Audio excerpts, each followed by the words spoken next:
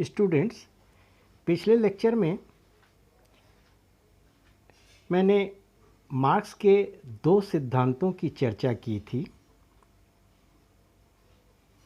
उसमें एक था मार्क्स के अतिरिक्त मूल्य का सिद्धांत, Marxist theory of surplus value, और दूसरा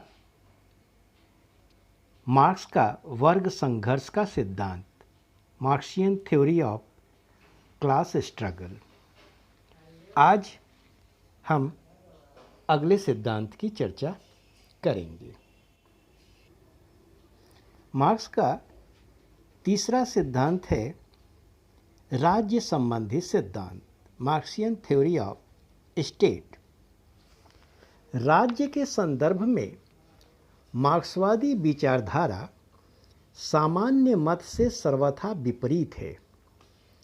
प्लेटो, अरस्तु एवं अनेक विचारकों का मत है कि राज्य एक ऐसी स्वाभाविक एवं नैतिक संस्था है जो मानव जीवन के साथ जुड़ी हुई है, किंतु मार्क्स राज्य को एक वर्गीय संस्था मानता है। मार्क्स राज्य को आर्थिक दृष्टि से शक्तिशाली वर्ग के हितों का संरक्षक मात्र मानता है। मार्क्स राज्य की उत्पत्ति का कारण वर्ग संघर्ष को मानता है।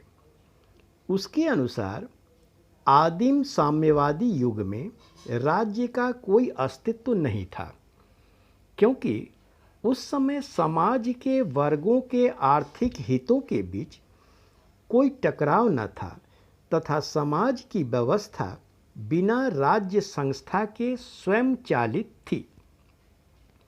किंतु दास युग में परिस्थिति बदल गई। इस युग में कुछ स्वामियों के हाथ में संपत्ति तथा उत्पादन के अन्य साधन थे। शेष सामान्य व्यक्ति संपत्तिहीन थे तथा दास का जीवन व्यतीत करते थे। इस प्रकार समाज स्वामियों एवं दास दो वर्गों में विभक्त हो गया। स्वामियों का वर्ग शोषक वर्ग तथा दासों का वर्ग शोषित वर्ग कहलाया। स्वामी वर्ग के सदस्यों की संख्या काफ़ी कम थी तथा दास वर्ग के लोग बहुसंख्यक थे। इस प्रकार बहुसंख्यक वर्ग के समक्ष अपनी स्थिति बनाए रखने के लिए स्वामियों को शक्ति का आश्रय लेना पड़ा। इसके लिए उन्होंने पुलिस तथा न्यायालय, कारागार एवं सेना की व्यवस्था की। इन संस्थाओं पर उन्हीं लोगों का अधिकार था जो शोषक वर्ग के समर्थक थे। यहीं से राज्य संस्था का सूत्रपात हुआ, जिसका उद्देश्य एक वर्ग के हितों की साधना की दृष्टि से समाज के अन्य वर्गों पर आधिपत्य व नियंत्रण बनाए रखना था। दास युग के बाद सामंतवादी युग तथा पूंजीवादी युग में भी वर्ग संघर्ष की स्थिति बनी रही। साम्यवादी युग में भूमि के स्वामी सामंत होने लगे तथा किसान मात्र मजदूर की तरह खेतों में काम करते थे। उपज का अधिकांश भाग सामंतों का होता था तथा किसानों की आर्थिक स्थिति पूर्ववत दासों की तरह दयनीय थी। इस प्रकार सामंतवादी युग में भी शोषक तथा शोषित दो वर्ग विद्यमान थे। सामंत शोषक वर्ग के अंतर्गत थे तथा किसान शोषित वर्ग के अंतर्गत।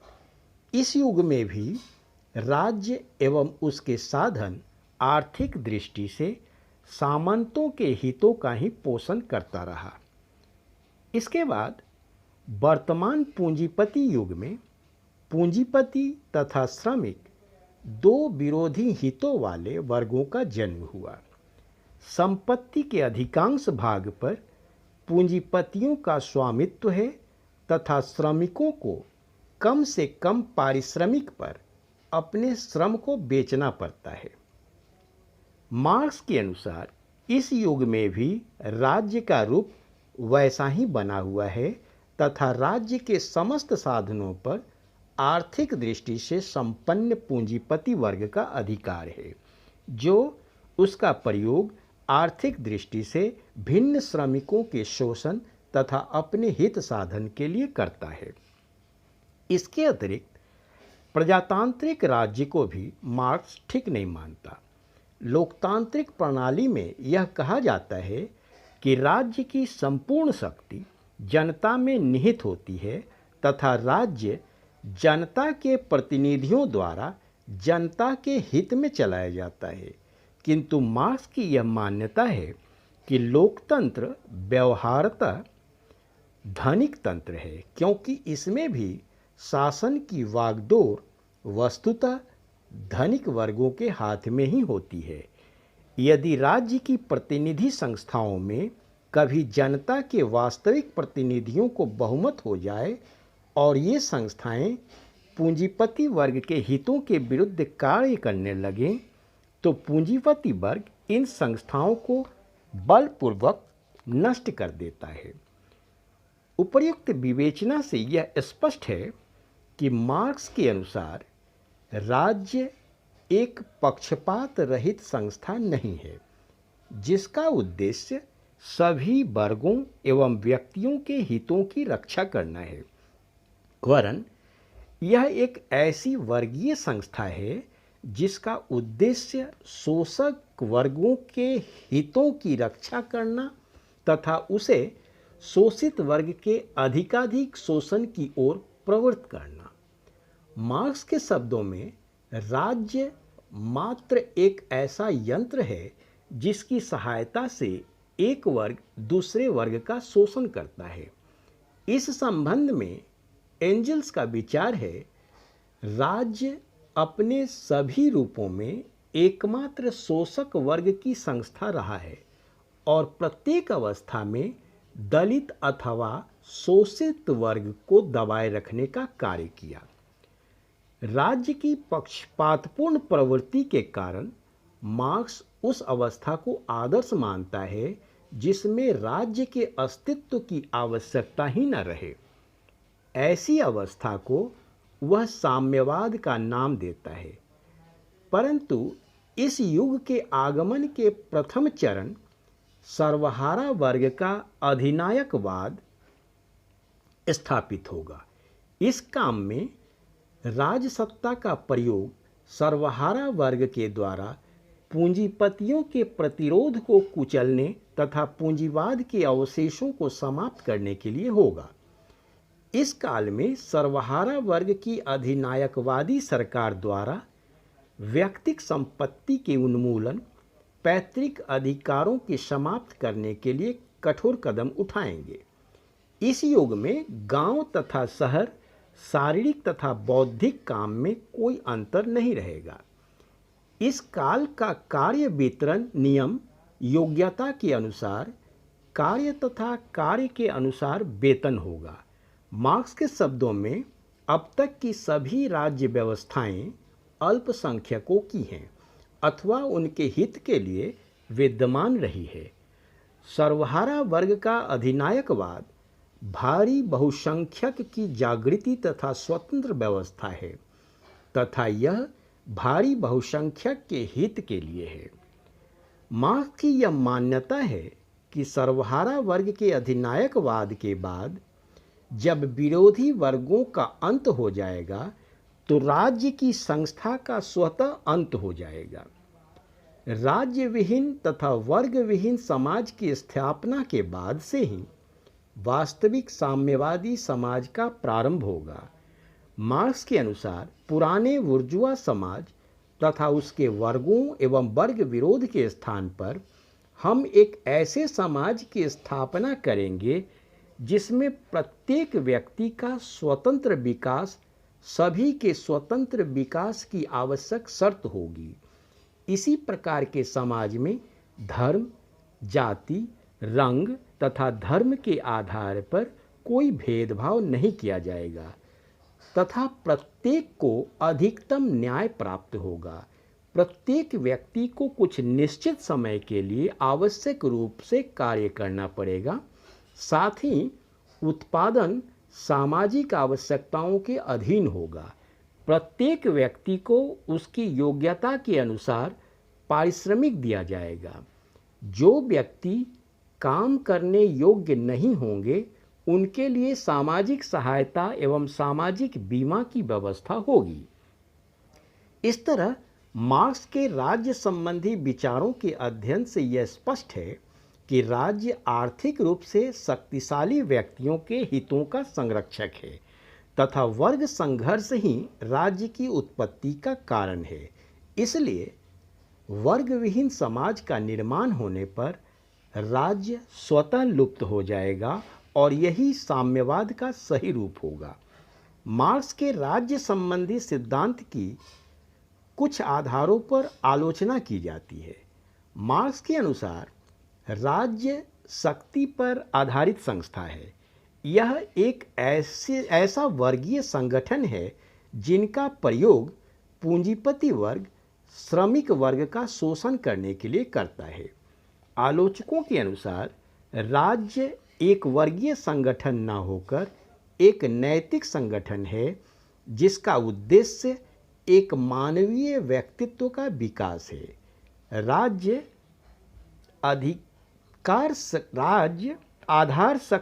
का आधार शक्ति न होकर इच्छा है। राज्य सदैव साधारण जनता की उपेक्षा करते हुए विशेष वर्ग के हितों का संरक्षण करता है। यह धारणा स्वीकार नहीं की जा सकती है। सैविन ने इस संदर्भ में कहा है, यह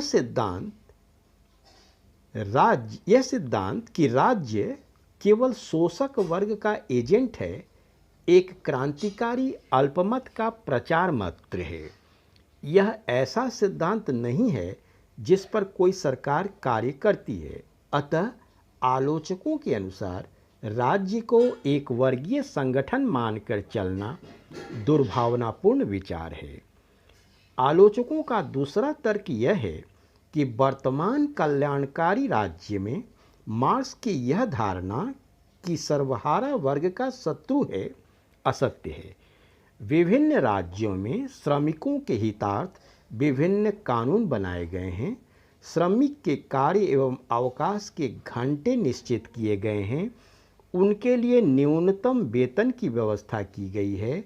श्रमिकों की मुफ्त चिकित्सा की व्यवस्था की गई है तथा बेकारी, बीमारी एवं बुढ़ापे की अवस्था में उनकी सहायता के लिए विभिन्न योजनाएं बनाई गई हैं। इस प्रकार राज्य श्रमिकों के शोषण के साधन के रूप में नहीं वरन उनके कल्याण एवं उत्थान के प्रमुख उपकरण के रूप में कार्य कर रहा है। इस सिद्धांत की एक मुख्य आलोचना यह भी है कि यह विश्वास करना कठिन है कि राज्य समाप्त हो जाएगा। राज्य मानवीय स्वभाव की मूल स्थायी प्रवृत्तियों पर आधारित होने के कारण एक शाश्वत संस्था है तथा उनके विनाश की कोई संभावना नहीं है। साम्यवादियों ने 1917 में रूस की सत्ता प्राप्त की तथा कुछ समय बाद उन्होंने तथाकथित बुर्जुआ वर्ग को भी समाप्त कर दिया, किंतु इस साम्यवादी व्यवस्था में राज्य समाप्त होने के बजाय राज्य अधिकाधिक शक्तिशाली होता जा रहा है।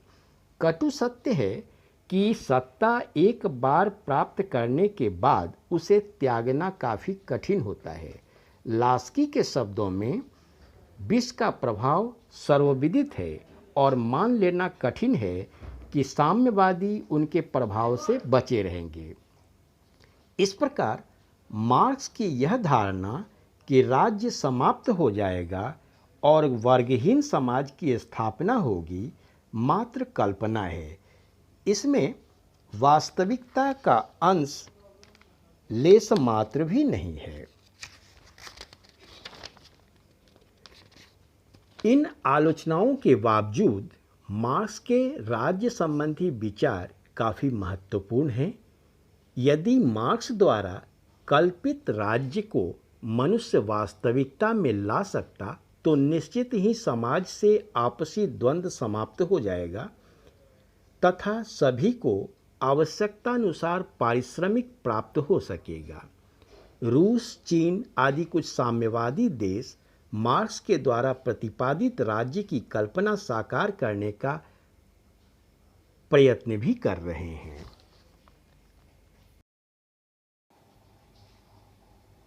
अब चौथा सिद्धांत है मार्क्स का द्वंद्वात्मक भौतिकवाद, Marxian theory of dialectical materialism. C.L. Wayper ने अपनी प्रसिद्ध पुस्तक पॉलिटिकल थॉट में कार्ल मार्क्स के इस कथन को उद्धृत किया है कि philosophers have sought to interpret the world matter, however, is to change it। किंतु जैसे कि वेपर ने लिखा है, मार्क्स ने न केवल परिस्थिति की व्याख्या की है बल्कि उसे वैज्ञानिक ढंग से परिवर्तित करने का उपाय ढूंढ निकाला है। इसीलिए बर्ट्रैंड रसल ने लिखा है, marks found socialism a choice, a movement, he left it. इसी अर्थ में अलेक्जेंडर ग्रे की यह उक्ति सही है कि marks was the founder of scientific socialism. Marks की महत्ता व सभ्यता के संदर्भ में वेपर ने लिखा है, His influence reacted out to the corner of the earth until today millions in Europe and Asia accept his teaching as revolution, look upon him as the God of the new age। Marks के वैज्ञानिक समाजवाद सिद्धांत में सबसे महत्वपूर्ण एवं आधारभूत सिद्धांत था द्वंद्वात्मक भौतिकवाद, डायलेक्टिकल सोशलिज्म। कैटलिन ने इसे सबका आधार मानते हुए लिखा है, क्रांतिकारी कदम वर्ग संघर्ष के सिद्धांत पर निर्मित है। वर्ग संघर्ष अतिरिक्त मूल्य, आर्थिक सिद्धांत पर, आर्थिक इतिहास की आर्थिक व्याख्या पर, यह व्याख्या मार्क्स, हीगल पर द्वंद्वात्मक एवं अद्वंद्वात्मक भौतिकवाद, आध्यात्मिक विद्या पर आधारित है। अर्थात सभी सिद्धांतों का आधार भौतिकवाद। मार्क्स के द्वंद्वात्मक भौतिकवाद का सहारा समस्त आधुनिक साम्यवादी भी लेते हैं। Short history of communist party of Soviet union में यह लिखा गया है कि द्वंद्वात्मक की सहायता से दल प्रत्येक स्थिति के प्रति सही दृष्टिकोण बना सकता है। मार्क्स का द्वंद्ववाद हीगल के द्वंद्ववाद पर आधारित था, किंतु हीगल से द्वंद्ववाद के अंतिम उद्देश्य व निरंतरता के संदर्भ में पर्याप्त अंतर है। निरंतरता के संदर्भ में पर्याप्त अंतर है। हीगल ने समाज को परिवर्तनशील बतलाते हुए आत्मा को द्वंद्ववाद का आधार माना। उसने अपने द्वंद्ववाद के प्रतिपादन में बौद्धिक क्रम को बीइंग, नॉन बीइंग, बिकमिंग के रूप में वाद, विवाद, संवाद कहकर संबोधित किया है। उसके अनुसार हम किसी अमूर्त विचार को वाद से प्रारंभ करते हैं। विचार में स्वाभाविक रूप से विरोध, कंट्राडिक्शन होता है, जो प्रतिवाद कहलाता है। इस वाद एवं प्रतिवाद के द्वंद्व के फलस्वरूप नए विचार की उत्पत्ति होती है, जो संवाद होता है। यह संवाद आगे चलकर पुनः वाद हो जाता है, जिसका फिर प्रतिवाद होकर संवाद द्वारा पुनः एक नया विचार होता है। यह क्रम निरंतर चलता रहता है। अतः द्वंद्ववाद द्वारा किसी वाद का निषेध होता है, जिनके द्वारा एक उच्चतर वस्तु अस्तित्व में आती है। इस प्रकार द्वंद्वात्मक भौतिकवाद वादों का अध्ययन है, विकास विरोधी वादों में संघर्ष का परिणाम है। इस प्रकार मार्क्स ने भी हीगल के क्रमवाद, प्रतिवाद एवं संवाद को अपनाया। उसने भी हीगल की तरह इतिहास को केवल घटनाओं की श्रृंखला नहीं बल्कि विकास की एक प्रक्रिया माना, जिसमें विरोध को प्रेरित तत्व माना। लेकिन मार्क्स का द्वंद्ववाद भौतिकवादी था, जो स्पष्टतः हीगल से भिन्नता रखता है। एंड्रू हैकर के अनुसार मार्क्स ने द कैपिटल में स्पष्ट शब्दों में लिखा है कि इन हीगल्स writing dialectical stand on its head, you must turn in right wave up again if you want to discover the rational kernel that is hidden away within the wrapping of mystification।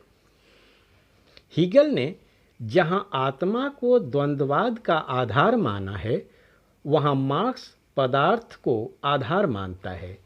Marks के अनुसार विचार नहीं बल्कि भौतिक पदार्थ ही इस जगत का आधार है। भौतिक जगत में ही परिवर्तन होता है। प्राकृतिक पदार्थों में एक विरोध होता है, जिससे भौतिक जगत का विकास होता है।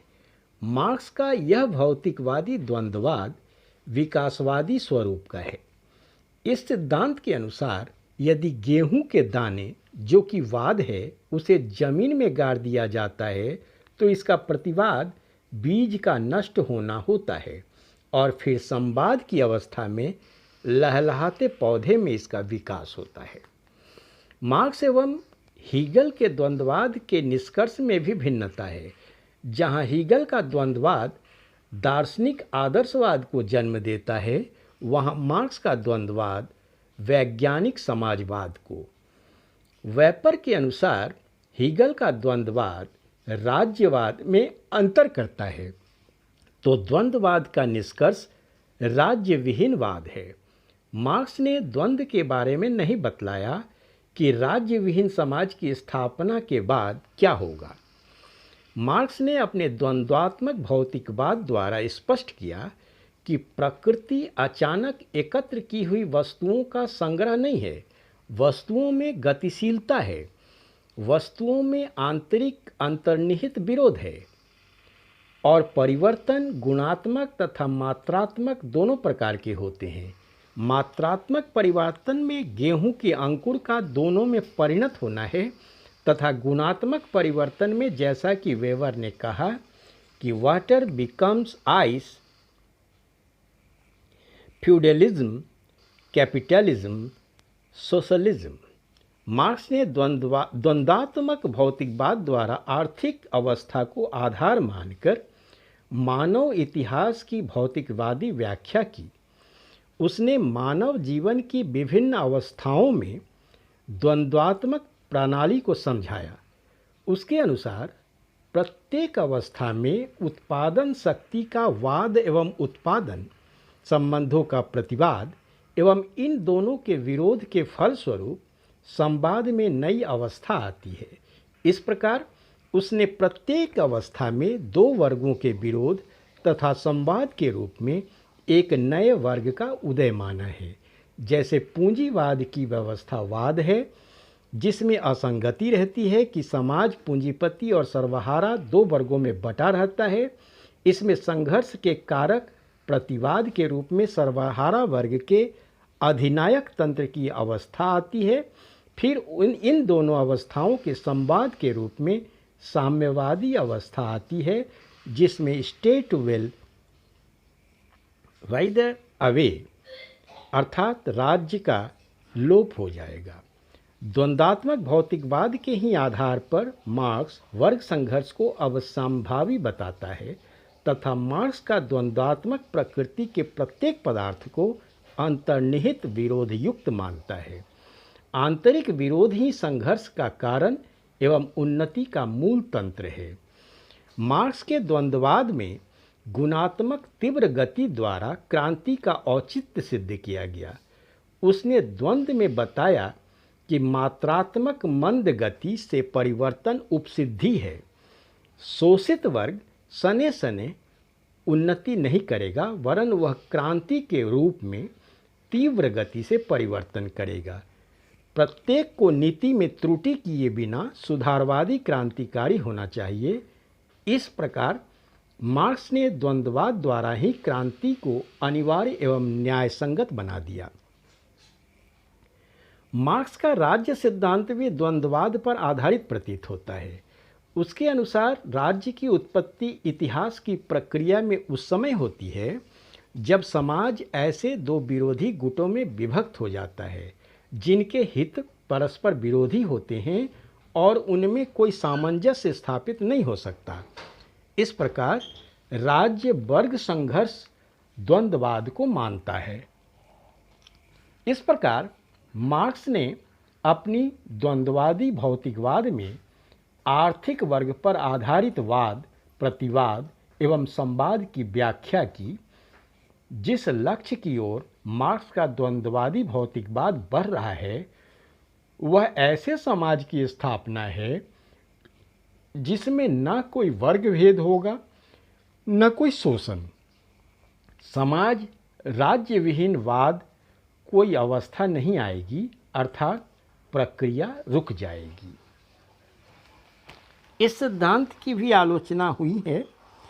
मार्क्स के सिद्धांतों की व्यापक महत्ता है और उसके सारे सिद्धांत द्वंद्वात्मक भौतिकवाद पर ही आधारित है। फिर भी उसके सिद्धांत की तर्कपूर्ण आलोचनाएं प्रस्तुत की गई हैं।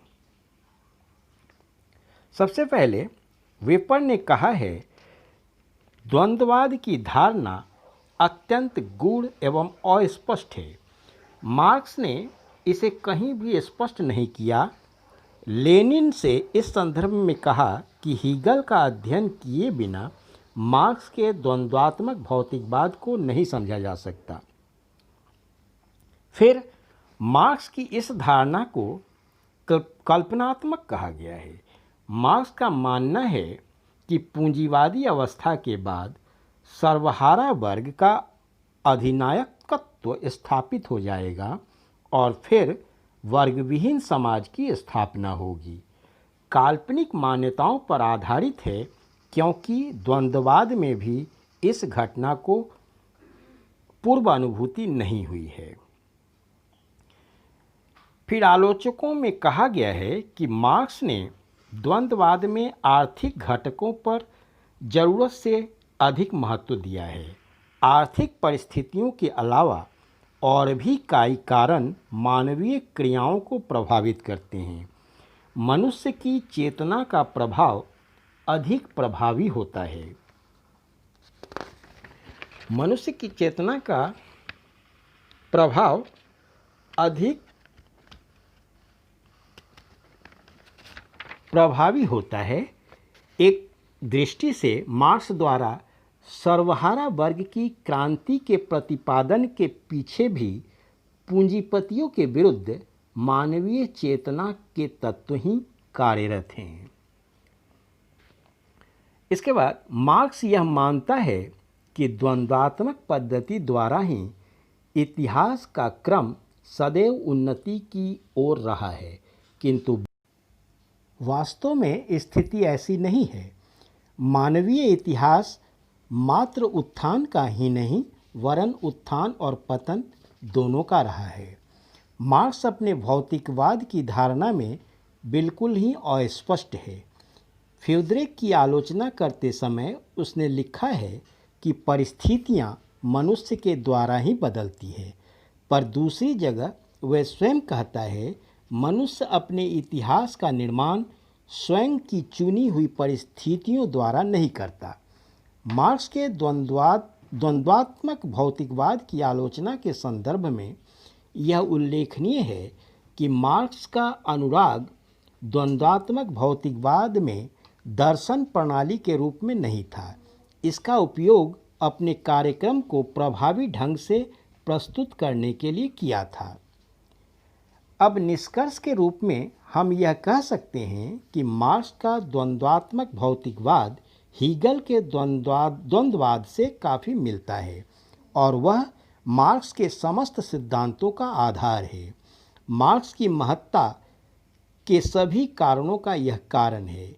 यह भी कहा जा सकता है कि जैसे कि C.L. वेपर ने लिखा है, what Marx offers as a guide to action and as a promise of success is theory of dialectical materialism.